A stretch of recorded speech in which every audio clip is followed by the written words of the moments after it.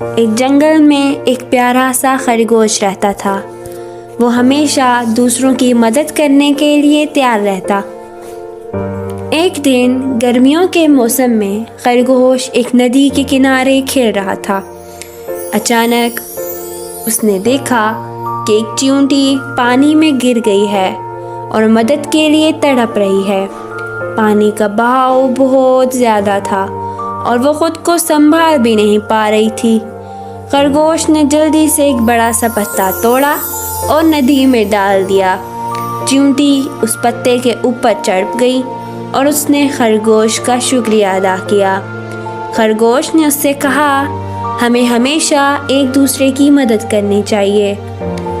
کچھ ہی دن بعد جنگل میں ایک خطرناک شکاری آیا۔ وہ جانوروں کو پکڑ کر شہر لے جاتا تھا۔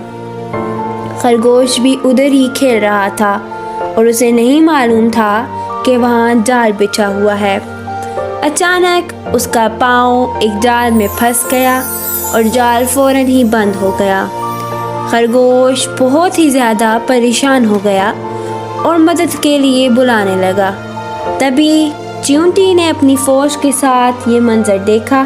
وہ فوراً آگے بڑھی اور اپنے ساتھیوں سے بولی، یہ وہی خرگوش ہے جس نے میری جان بچائی تھی، ہمیں اس کی مدد ضرور کرنی چاہیے۔ تمام چیونٹیاں فوراً شکاری کے جال کی رسیوں کو کاٹنے لگیں۔ وہ بہت زیادہ کوشش کر رہی تھیں اور اس طرح جال ٹوٹ ہی گیا اور خرگوش آزاد ہو گیا۔ شکریہ میری پیاری دوست، خرگوش نے کہا۔ چیونٹی نے اس سے کہا، تم نے میری جان بچائی تھی اس لیے میں نے بھی تمہاری مدد کی۔